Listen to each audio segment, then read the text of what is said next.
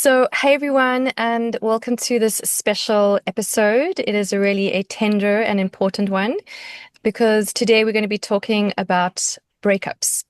And we have all been through them, that moment when a relationship ends and you've left with navigating waves of grief, confusion, anger, relief, love, and everything in between. So really breakups do shake us and they break us open and they often mark really powerful turning points in our lives. And so today I have a very dear friend, a best friend, a soul sister who has walked beside me through many of my heartbreaks, just as I have walked beside her. And we have cried, screamed, shared with each other, released, and really supported each other, really in reclaiming our power as sovereign beings. And now we're co-creating a really truly special space and workshop. It's called Unbound, and it's a breakup clearing experience. And we're going to be running this event on the 25th and the 26th of June over the new moon, which is going to be in the astrological sign of Cancer. And I find it so a beautiful synchronicity because Cancer is also about your emotional well-being, and Cancer is also really about returning back to self. And very much breakups, I find, like when you go through a breakup, that it is this returning back to self. And so I'm so honored and so excited to introduce to you Natalie Anna. And she is a trauma-informed embodiment coach and facilitator who guides women out of intellectual overwhelm and into embodied empowerment. And she really blends coaching, feminine empowerment, nervous system wisdom, expressive arts therapy, tantric yoga practices to really help her clients really break out of these old patterns and reclaim their power and really transform heartbreak and major life transitions into a purpose-fulfilled, creative, and empowered expression. So, yeah, Natalie's work is very intuitive, deeply felt, and rooted in lived experience.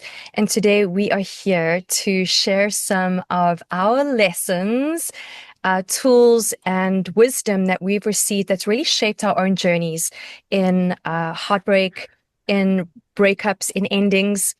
And we are here to share this with others. So let's dive in. So welcome, Natalie. So lovely to have you here. And Yeah, yeah, absolutely love and adore you. So I just want to dive, yeah, straight in. let's Uh, do it. yeah, let's do it. So because we are running this, it's called Unbound, and it is a breakup clearing experience. And it really was also inspired by you and the work that you were doing in South Africa. And I was like, oh my God, we just totally got to do this online. So I know there's a lot of listeners that are tuning in and watching us right now. And there's probably some that are like, what is a breakup clearing experience? Like, what does that actually entail? And so, yeah, in your own words, what is a breakup clearing experience, and why do you feel it's important, especially where we are now as a collective in terms of our consciousness? Why is it really important for us to do? That's such a good question. So, the breakup clearing experience was really something that I was inspired to do because I had never really found that there was something like that when I was going through a breakup.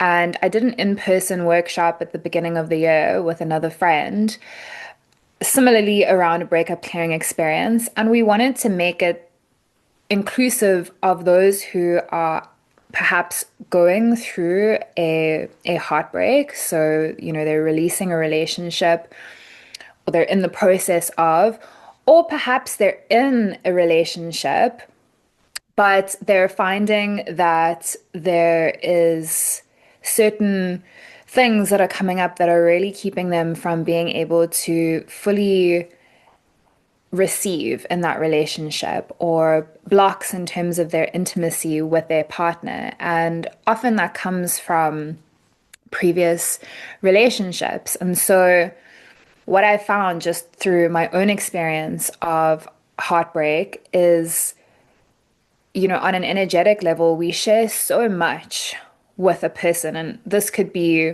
a romantic relationship or even platonic relationships. And when we have any kind of relationship with a person, energetically we intertwine so much. Yeah. And when there is a break in that, the physical presence of the person may longer be in your life, but so much residual energy of that person is still there, and the attachments are still lingering. And especially if you've had a sexual relationship with that Mm. person, energetically you're still holding that person's energy inside of you. And so the intention of the breakup clearing experience is to really tune into what is still lingering, what could still be living within you from past lovers, past relationships that is kind of keeping you stuck in some ways and holding you back from really being able to move forward and let go in a sense. So I found that, when it comes to clearing that out, there's certain attachments that need to be cut energetically. There's certain conversations that need to be had. There's Mm. certain words that need to be said that maybe have not been said. And there's certain energetic sensations within our body that need to be cleared and liberated. Mm. And just an exercise that I did recently was I couldn't sleep one night, and I woke up and I was like, I need to write down Mm. all the men that I've been with. Mhm. And look, it's not a very long list, but I wrote it down and there was still some names where I was like, what is that person's name again? I did a quick search to be like, okay, I need to find, it's right there. It's on the tip of my brain. And I wrote this list. And then the next morning, I did an embodiment practice with myself where I went through each of the names and I Mm. tuned into my body to see somatically where is this person's energy still living within me in some places, and how, like, what do I need to do to clear that out, and really sitting with that. And Mm. sometimes there's words that need to be said that weren't said. Sometimes it's just a matter of actually moving that energy through your body, noticing what is the emotion connected to that person that could still be lingering that you maybe haven't allowed yourself to feel. Yeah. And just going through this methodical process of, there's going to be some people that there is nothing left, and then there's going to be some people where it's actually Mhm. still really sticky and crunchy, and you need to look at that. So that's just, one example of a practice that I feel is really powerful that I'll be weaving into our Beautiful. our session on the 25th. Beautiful. I love that. And, I just wanted to just echo what you were saying is that often I find that we can, when we go through breakups, the person's not, you're saying they're physically not there in your life, but there's the energetics, the emotional entanglements that are still there that need to be cleared. It's like when we spring clean our homes, like if you never spring clean your home and you gather dust and cobwebs and, not filing your admin work and stuff, this holds energy. But when we actually start to intentionally clear and make space and sort out, we actually, right? We actually free ourselves. We become lighter, and we become more aligned with what it is that we truly are wanting to call into our lives. And I think it's so important because I have only also recently as well, over the last couple of years, 5 years or so, been very intentional about doing cleansing, clearing uh, um, rituals for breakups, right? Yeah. Um, and it is really truly profound because it's also, this breakup clearing experience is also kind of reflecting where you get to reflect back on what, not just the wounds, also reflecting on like the gifts, right? The gifts that Mm, that relationship brought you, what it allowed you to step more into and claim. So not just the wounds, but also looking at the patterns and the gifts, um, and the lessons, right? The lessons that you learned and what, and when you create that time to sit with that consciously, you don't bring that into other relationships. And you always know, and this is the beautiful thing, it's like you always know um, where you at with the next person that you attract. And yeah. sometimes those same patterns can be there, but um, but they may be met in a new different way. And Mm, so, yeah, I am like I'm such an advocate for creating ritual, if we don't have used the ritual, but just like intentional, creating an intentional space for people to feel, to heal, to reflect. And this is pretty much what we're going to be doing on in this workshop. And so, yeah, if this is new for people that are listening, like, oh my God, I've never done a breakup clearing experience, be curious, be open, come and try because it's similarly to you cleaning and clearing your home space, mm. decluttering, cleaning, sorting out. Um, Yeah. Yeah, because and that's actually a practice that I always suggest to my clients as well. I had this one client and she came to me about her ex relationship. We were working on some stuff around that. And I asked her, I was like, what do you still have some things of his? And she was like, yeah, I do. And I was like, you need to get rid of that shit, girl. Like, you it needs to go. And like one of the one of the things was a TV and I said, "Okay, you can you can keep the TV, like just Palo Santo that TV or something." But like the other things, like the other items, you need to let those go because when we hold on to things that we no longer have a relationship with and a use for, yes, they can create it can create a block still. So yes, when I went through my recent breakup, one of the most difficult things that I did was I took all of the letters that my ex had ever written me, all of mm, the mementos, all of the yeah, cards, all of the really beautiful words that I was given, and I did a burn ceremony and beautiful. I burned all of those letters, and it was the most heart-wrenching thing that I had to do because I could feel my attachment to Mm, those letters. And but I knew that if I kept those letters, yeah, then there's like a part of me that is still not letting go and not allowing myself to fully move forward. yeah. And so it was so difficult, but so necessary. So, Mm. so, so necessary. Yes, yes. And I mean, beautiful. And it's also like clearing your phone of all past photographs of past relationships, right? Removing things that you've had in your house that you've shared together, accounts. Like it's the full clearing up energetically to um that, yeah, can sometimes be really difficult and challenging. Um, but so necessary. Yeah. In order for us to, yeah, to reclaim our own power back and our own energy.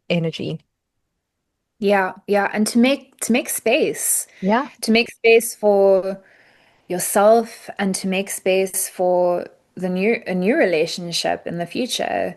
Yeah. And that can only that can only come forward when you've really done the work to release any attachments you have to past people and past relationships. Yeah, yeah, yeah. Um, so you'll be guiding us through some really powerful embodiment practices on day one of the workshop. And yeah, just give our listeners a bit of a glimpse of what they can expect. Yeah, so one of the practices that I just mentioned will be an embodiment practice, and we'll connect with a few important people that come through that you feel are still lingering, and we'll write that down and we'll do an embodiment practice to really clear through those people. And then we'll do a cutting of the cords, energetic clearing, and that'll be a visualization. And we'll do a forgiveness meditation because forgiveness is a huge part of it, not just forgiving the people that may have hurt us, but also forgiving ourselves for any choices and responsibility that, Mm. we need to take within that. And yeah, there'll be a bit of journaling and hopefully some time for some shares. Amazing. I love that. Um, yeah, and then on day two, I will be guiding people through a sound journey, and I'm going to be using the frequency of 528 hertz as well as the frequency of 639 hertz. So just to share with all of you, these are two solfeggio frequencies, which are ancient frequencies which are healing frequencies, and the 528 hertz is actually the frequency of love. It is AKA the love frequency, and it helps to repair DNA, bringing you back to your heart, healing your heart. It is also really powerful in calming your nervous system regulation. And then the 639 hertz is actually harmonizing relationships. So it's a frequency that obviously is harmonizing relationship with self first. Because once you harmonize a relationship with yourself, everything else flows right outside of you. Um, so we're using that frequency as well. And in the sound journey, I've also guiding you through a guided meditation to also um, release somatically in your body the cutting of the cords, any energetic tethers, any energetic residuals, so that you can fully really just like reclaim your power and your body back and your heart, and really open yourself up to for something new. And it's just like it's so perfect because like I always like we didn't plan this really, like what it just happens to also be a new moon, which a new moon is also about setting new intentions. It's starting a fresh canvas, a new page, a new chapter, right? New moons. Um, so this is perfect. And the new moon is in Cancer, as I mentioned, and Cancer is about the home, roots, coming back to self. So I couldn't think of this beautiful divine cosmic orchestra of this experience ritual happening in this time. So yeah, really excited to for those of you to really come on and experience this live in person. I'm excited. I can't wait for your Mhm. soundscape. I can't wait. Have my headphones ready. Um, And yeah, and I just also love the timing of it because like I need this medicine so too, you know. It's like even though I'm facilitating, it's like sometimes the medicine that we facilitate is obviously always sometimes the medicine that's so mirrored back that we so need to. Mm. So relationships, right, are often mirrors, and they mirror back our deepest wounds, but they also do mirror our gifts, which I wanted to say because um we don't just work on our wounds and relationships, we also do get to work on our gifts too. And personally, what was one of your patterns that you noticed in yourself in relationships? If there was one pattern, or also you can also share maybe the one gift that you kind of noticed as well in your past relationships, and how do you support others in recognizing their own? Mm, such a good question. So, patterns and relationships. Ah, Oh, yeah, relationships is definitely my karma in this life. yeah. It has been a journey. It has been a journey for sure. I think, yeah, I think part of my part of my wounding there is that I have always had this deep desire to belong, and oftentimes I will self-abandon in the quest for belonging. And so Mm, yeah. that's definitely a pattern that I'd seen, concurrently through all three of my last long relationships. And oftentimes I end up staying in relationships for much longer than I should because I'm so desperate for this feeling of belonging. And so that's definitely something that I have been sitting with, especially after this last breakup, was yeah, the sense of belonging and really being able to cultivate that within myself. And obviously that's something that I have been doing for quite a couple of years, especially along my self-development and healing journey. But, relationships will still always bring up these childhood Mm, wounds that we have. And yeah, and I think I think as we go along our journey, the wound may become less sore, mm, but I don't think it ever just completely goes away. mm, And yeah, so that was definitely a pattern that I had noticed, especially now. mm, And that's something that I am working with. And that that sense of just really desiring to belong for me, like even like you can notice somatically, it's like this clenching feeling. mm, It's this gripping mhm, of just like choose me. I want to I want to belong here, and it's the that little girl that just wants to be chosen. And so that's the somatic pattern that I've picked up in myself. And when it comes to working with clients and helping them identify mm, what is their pattern, yeah. that's we do that through the body, through asking questions that can guide us on a journey into their body to discover, okay, well, what are those somatic patterns that are deeply embedded within you, and how can we slowly begin to become curious about what's Mhm, there and start to repattern those somatic sensations and information and data that's mhm, living in there so that you can gently begin to release that and change it and transmute it. mhm. Yeah, beautiful, beautiful.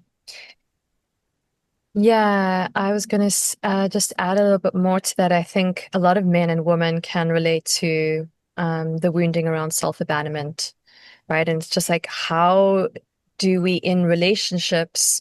I like the word, because this word of like interdependence, because we do actually need each other. This idea of just like I'm independent, because that can also be a wound, right? Mm. I've also been this very, very independent woman. I can run my own business. I can do everything, right? And we actually need each other. So this beautiful interplay of like interdependence, and having yeah, like when you come into conscious relationship, then you know the balance of like, I need time out, I need to do myself, I need to have my own self-love practices, and I need to also have time for myself outside of the relationship. I need to also have some of my own friends, my own hobbies. Like there's all these things when we start to yeah, consciously relate, come together with consciously relating, right? Mm, mm. And that's pretty much, I guess, what you and I, the work that we do is just really empowering. Um, well, I know, but we both, and you and I mainly work with women, but empowering women uh, to not self-abandon, to really have confidence and self-worth and build their own power and um, their own love and creativity, so that they can really stay true to them, true to their paths and their values. And that's why it's so important, like also when we get into a new relationship, right? Like coming into new relationships now is like super cool, because like now you can have these like conscious relationships and like these questions. Well, what do you value? What are your values? What are my values?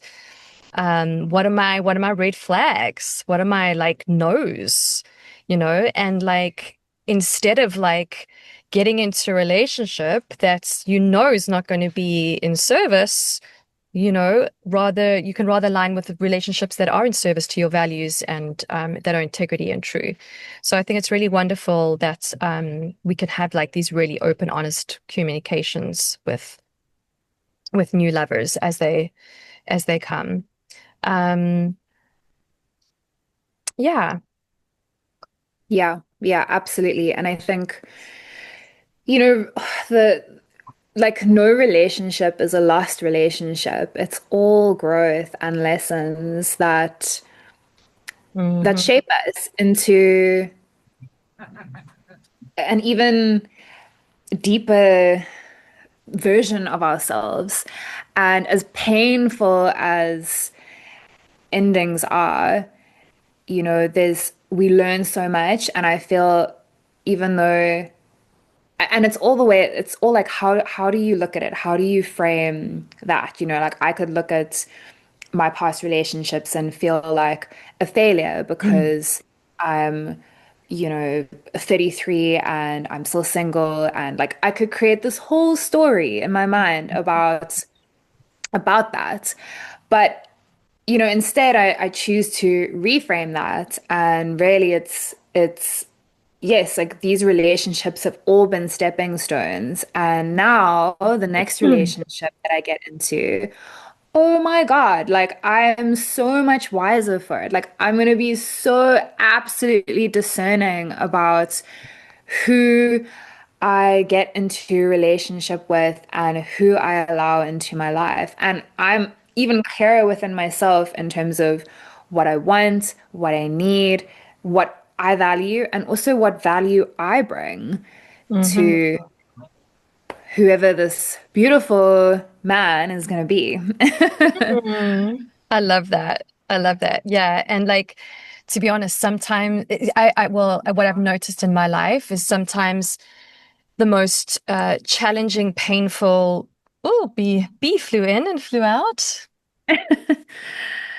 Um, the the most challenging moments in my life that have like held a lot of grief and pain for me have actually been the ones that like I really was able to transmute that energy into like art, or those are like my most like my most powerful moments was in those times of pain and absolute like grief. Um, was where some of my best work and creativity actually came out. That's what they actually say, right? Poets and musicians love it when there's like tragedy and like heartbreak, because it's like Yeah, they can feel that and they channel that energy a into, tortured artist. yeah. Yeah. And and it's true, Yeah. right? It's true. Like, just when I had my miscarriage, that was like, yeah, it was like one of my really, because that longing of just being wanting to be a mother, and then it's there, and then the loss and the grief and everything that goes in between. That was a moment where I really connected deeply with like the mother archetype of really like, wow, I really long to be a mother. And Mm. this is really where my work came into creating an album, a music album, and taking women through the voice and womb connection, holding like an online space. And it was like, yeah, it was just really super powerful that like the birth of more music and the voice and womb connection and holding women through that space came forth.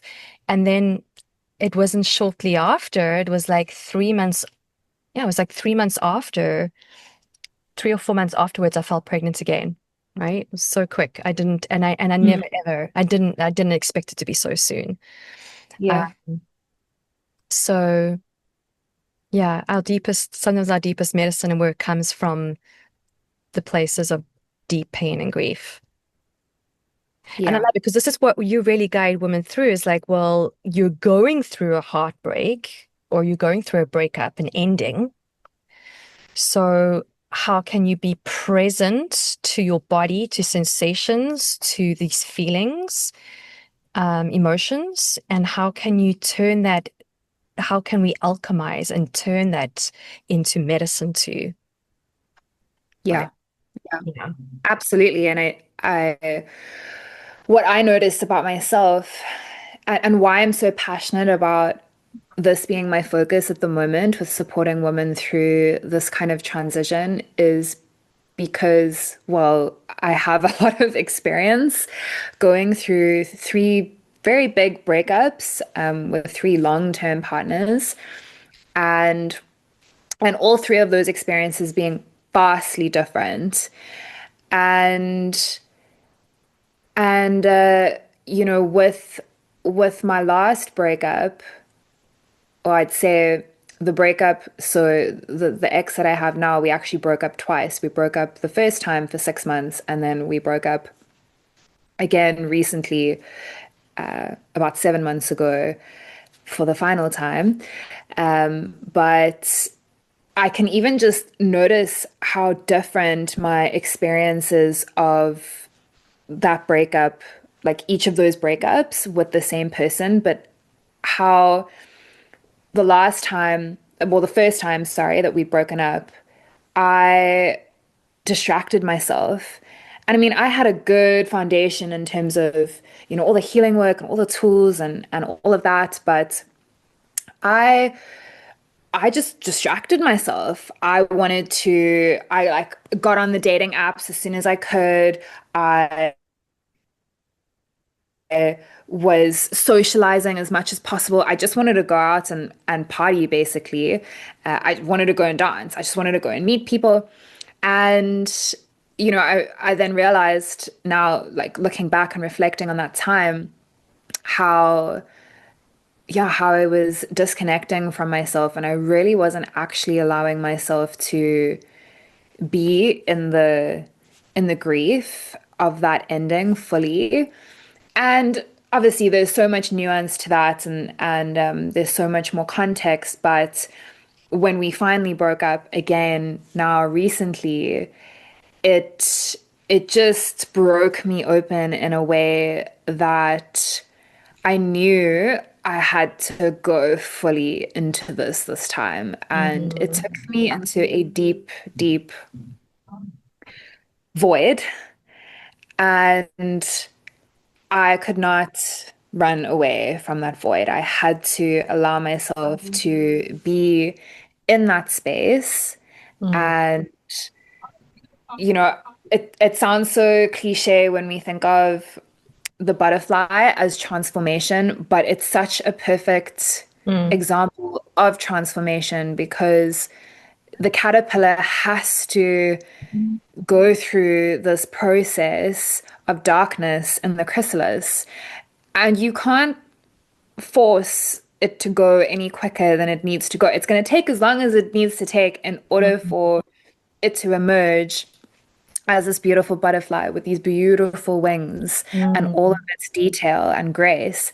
And so transformation takes time and it's yeah. uncomfortable. And when we allow ourselves to actually really just like be in the depths, then when we come out of the other side, we're ready. Like we're fully integrated and ready to Yes. move forward from a place where we know we are fully in our truth moving Yes. forward. All right. Yes. Yes. Yeah. Yeah. Yeah. I think we have to like really demystify that relation, like breakups are all doom and gloom, right? Like relationship endings really can be like transformative, like, really like turn it into art, turn it into medicine, you know? We've been taught as a yeah, as a civilization and to only want to feel the bliss and the expansion and the joy and the love and the romance and but these other feelings of grief and pain we it's more contractive. It makes us feel more uncomfortable. But Yeah. how can we also just also embrace that as also because it is part of the human experience. And I love this is like, even if you try to run away and you run away and you keep running away, you cannot. It will just keep coming back in a different form, in a different person, in a different face, in a different Yeah. experience. It's like you cannot run away. You will have to face it. Some Sorry, my cat is trying to take the light down. Hey, take this. Absolutely, Yeah. absolutely. You know, there's that saying that goes, wherever you go, there you are. Hmm. And doesn't Yeah. matter Yeah, the where you grass, go. what's it? The grass ain't greener on the other side. It's greener where you water it and where you feel what you heal, right? Um, yeah, you feel what you heal. When you feel, you heal. So, Yeah. yeah. So let's get honest. What was a red flag that you ignored in a past relationship? And how did your body try to signal that something was off? Hmm. Yeah, this is a this Because we is all ignore a red good flags. question. You're like, oh, I see it, but Yeah. Yeah, yeah, yeah. So I will definitely there was this was not a relationship, but definitely a situationship. And I really wanted it to be a relationship. And yeah, I would say one of the red flags was just the intention of this, like the words and the action not aligning and inconsistency in terms Mhm. of how they would show up versus then also what they were saying to me. So, and that was definitely at a time before I'd entered my healing journey. And so, I was really just willing to bend in any way because I wanted to be Mm. accepted. I was getting this attention from this really good looking guy, and it was like, wow, he's interested in me. Yeah. So yeah, of course I'm just gonna self-abandon and continue on this hamster wheel in a way that suits him more than me because, well, he's interested in me. And yeah, it's just so interesting reflecting on that because I I knew like in my body it felt there was contraction around that. And I am recovering anxious, attached person. I'm a Mm, lot more secure now. mm, But back then, my God, I was so anxious. And so I would just do whatever and be so agreeable just so that I could feel like I, I am getting the attention yeah. of this man. And yeah. So definitely I think, words and action have to line up. If Yeah. that is inconsistent from the beginning, there are going to be problems. Yeah. Yeah. Yeah. Yeah. Yeah. Yeah. I kind of wanted to share one of my experiences, how we can kind of see the things that they tick off, but there's these red flags, but it's like, oh, but I'm just gonna look here. I'm just gonna look at these things. So like um, there came an opportunity in my life where I was on the spiritual conscious path. And I then met what I would call a conscious man. Like, what is this conscious man, right? In Bali. And for the first time, this this relationship, like he understood what Rudolf Steiner was. Like I had done a lot of deep dive studying into Rudolf Steiner and the Waldorf training, and like we could actually have like intellectual conversations on Rudolf Steiner, which I could never ever have in my other previous relationships.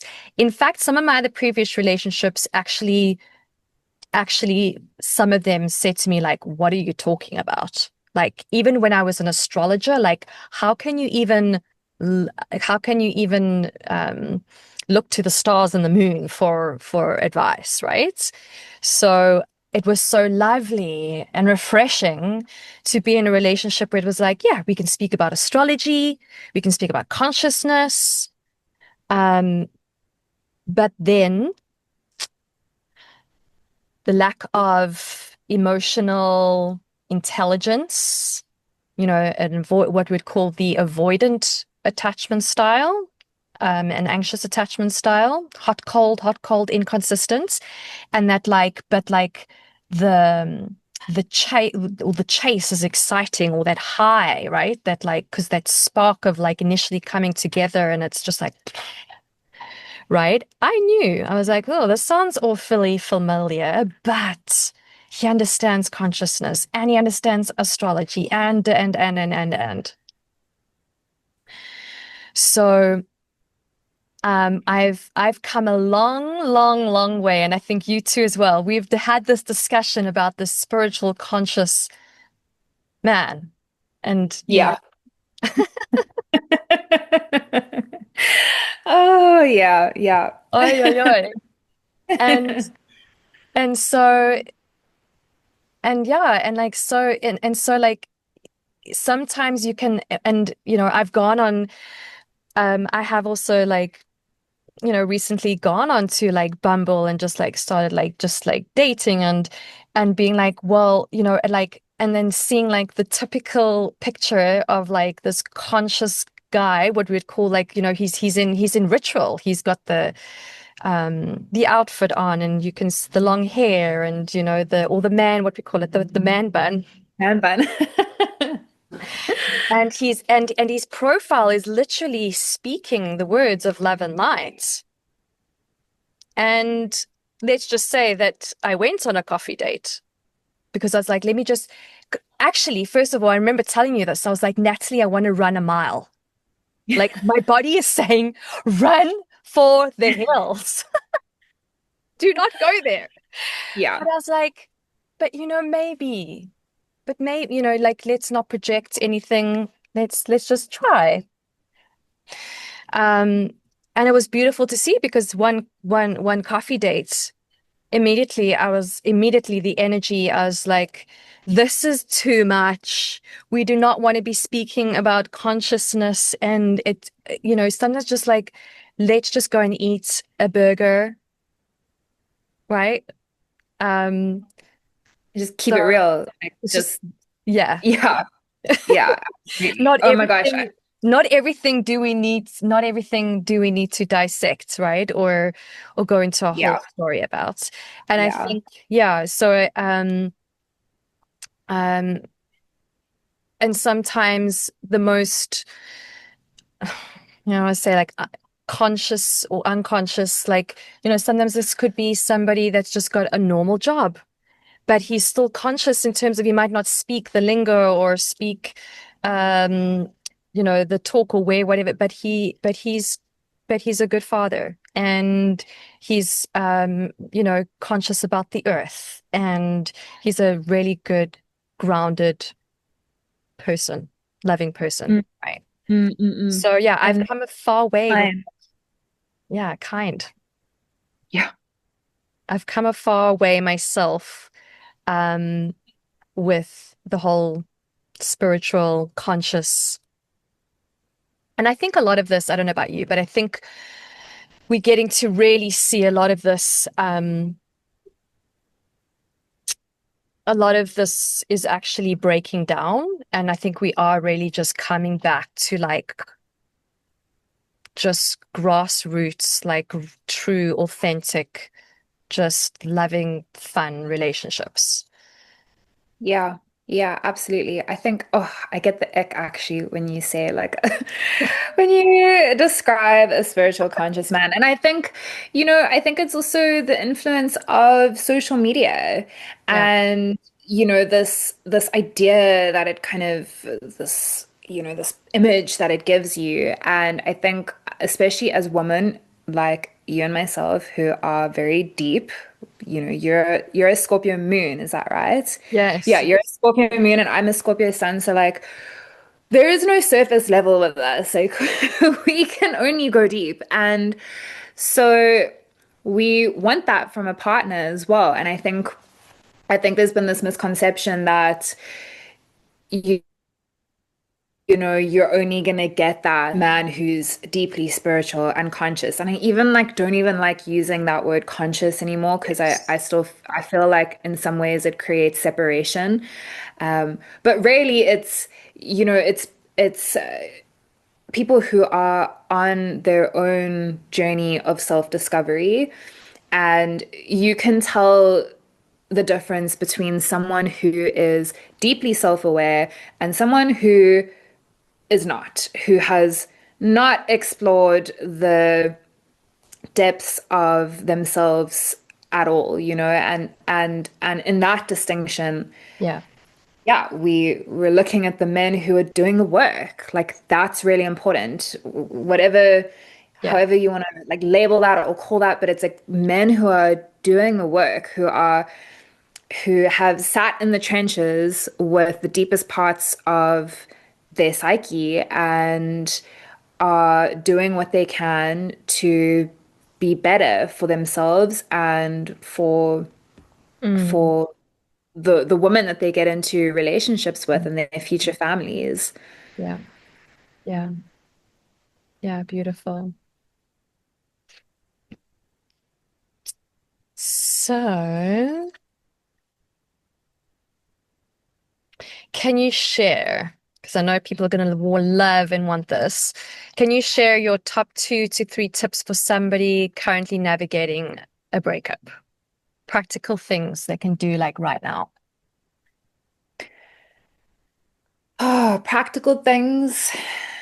Definitely if you're holding on to anything of theirs, you need to clear it out. Either give it back to them or start a fire in a contained, safe space and burn that shit. That's really important. So, like clearing your space after a breakup, especially if you were living with that person. So, clearing that space out, cleaning it, moving your furniture around, changing the energy of your space, Mm-hmm. and removing any items or anything that you have of theirs. Yeah. Yeah, that needs to go. And then yeah, if you are avoiding your feelings at all, I would say you really want to just sit with the tender parts of yourself. So making intentional space to really feel like, yes, when we are going through grief, often that wave can just hit us when we're washing the dishes or Mm, driving in the car.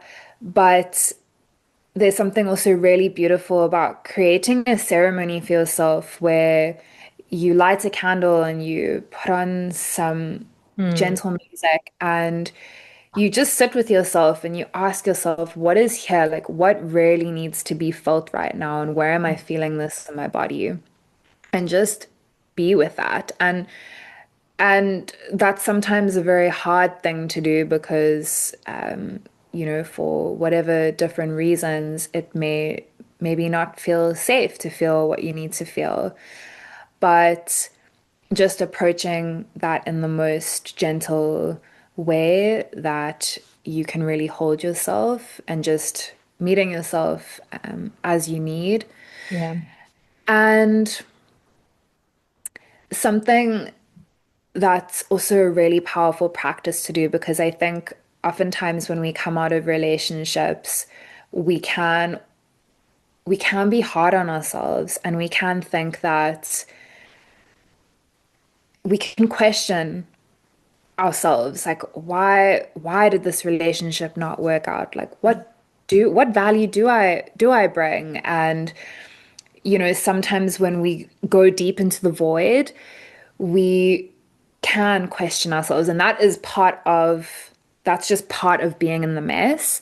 yeah. But what you could do is you could ask 3 to 5 of the closest people in your life and ask them what they value about you Mm, and get them to write that down for you so that you can refer back to that and look at this list as a reminder of truth because oftentimes we struggle to see ourselves the way others see us. Like others often see us in our highest empowerment and in the most beautiful way, whereas individually we can distort that in some ways because of the stories that we've created. And so when we have these reminders from people we know, love, and care about us, it's just a beautiful way to just tap back into, okay, this is truth, this is real, like this is real. Like let me not listen to the mind chatter, let me not listen to the yeah. fear and to the thoughts. And yeah, that's just a beautiful practice to do. Yeah, so beautiful. Beautiful. Yeah, I wanted to just add that when obviously when we go through a breakup, our body goes straight into survival mode, right? And that's why some of us will fight or flight, flee. And so yeah, it's so important that we come back to our body daily. And like you were saying, is like move, even if it's 15 minutes a day, just put on a song and move and be very present to the waves, because it's like, right, it's waves of emotions that come through. And, I keep saying what you feel, you heal, because it's true, right? We don't want to suppress. We don't want to numb out because it's just going to put you back into back into the pattern. So, and of course, um, to be gentle on yourself, right? Mm. And yeah, beautiful, nourishing ways to nourish your nervous system is also to eat warm foods, yummy, delicious, nourishing foods that can really nourish your body. Magnesium baths, massages, talks with friends, family, right? Um, Mm. and obviously the one practice that because um, I'm a lover of sound and working with the voice. And in a somatic movement practice, when you're moving, is to also encourage to use the voice, because we know how powerful the voice is. When women are in birth, for example, those sounds that women create is actually a natural pain reliever. Like that's why women need to moan and groan these deep guttural sounds when they're pushing the baby out, because actually those sounds soothe the nervous system and they actually are pain relief.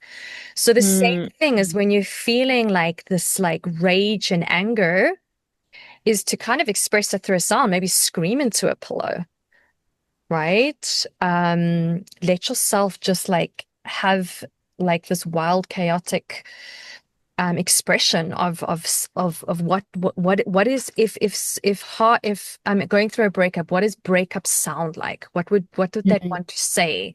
And sometimes that could be a word. Maybe you actually want to tell this person whatever. The word, like Fuck your you. words, yeah, fuck you, the words you didn't say, like um, Yeah. you're so out of integrity. Yeah. Whatever you Yeah. want to say, like when we can actually voice it. Um, Also writing it down, writing this person a letter and burning it. Mm-mm-mm. So these are things that we can, yeah, these are things that we can do that are very practical. But yeah, nourishing your nervous system, um, community support, friends from family, friends, and coming back to the body daily. Whether that's like shaking, getting into your car, screaming, going into the forest, screaming underneath the water when you're in the ocean. Like it's all helps to move the energy out of the body. Mm. And emotions are just, as I said, like emotions are just energy in motion. They Yeah. actually want an outlet to be moving. So awesome. Um, just looking at the time, I can't believe it. Like we're almost in an hour, and like I have so many more questions. Why So don't we do a part two? yeah, part two. Um, no, no, no. Hmm. Let's just end with this one, right? I would love to know, like we all hear these like breakup cliches. Um, Time heals, right? Or just focus on you. Um, yeah, what is one cliche that's kind of made your eyes roll back, and what has actually worked instead? Hmm. Yeah, I would definitely say there's plenty of fish in the sea. Um, that one has definitely made my eyes roll back. That's not that's not what you want to hear when you are, deep in the grief vortex. But, I think, yeah, people say these things, they mean well, but Yes. anyone that's going through grief, any kind of grief, there's, you know, I almost try to avoid trying to like give this person saying something like that in that kind of way, because someone Mm. who is in grief, all they really need is to know that you love and support them. Yes. And you really just need to shower them in love. So it just like anyone that's going through grief, whatever someone's going to say is going to make you roll your eyes back because you're like, fuck, you don't know how I'm feeling right now. And it doesn't feel like any amount of time is going to heal this. And I don't fucking care that there's plenty of fish in the sea. Like, I'm trying to get over this one fish. This one fish meant a fuckload. And yeah, now, maybe I don't want fish anymore. Maybe maybe I want something else. Okay. So Yeah. yeah, I think Yeah. Yeah. I definitely don't want fish anymore. I'm looking for something. I'm looking for some other kind of creature in the ocean. Okay. Something spectacular. So, yeah, I think, there's not really anything. Yeah. I'm trying to think to my experience now recently where I was really in such a dark place. And it wasn't just about the breakup. The breakup was definitely the catalyst, but it wasn't just about this person and the loss of this person. There was so much more that the ending of a relationship can bring up for a person. And it's like, all these different layers that start to be revealed. Um, but I definitely say that I I actively tuned into trust Hmm. that so like my faith was really built in this process and faith is believing in the unseen. Hmm. And faith with, together with trust and surrender. Like Mm. anyone, if you've ever done a plant medicine journey before, like you will Mm. understand the concept of surrender because if you fight it, it makes the experience even more challenging. And this is the same for any kind of transition and emotional turmoil that you are facing. Mm. You just surrender to the waves and, Yeah. turn onto your back and just allow the current to take you and don't fight it. And that was what I just reminded myself of was that I don't know how long this is going to last for, but Mm. I trust Hmm. that I will come through the other side. And I just, and even when there were days when I didn't believe it, I just kept telling myself, like, I will get through this. I will get through this. Yeah. And then eventually that day comes and you, you're like, oh my God, wow. Like I woke up today and Mm. I feel okay. And And it's just such a beautiful feeling when you finally get to that place. Yeah. And so, yeah, you just got to keep showing up for yourself in that way and trusting that no Mm. matter what, you will get through the other side of it. Yeah. Beautiful. So would you say that your like each and every single relationship for you actually is just gets better and better? Like you like every relationship that you come closer to, it's just like it's more and more the embodiment of what you really desire and longing for.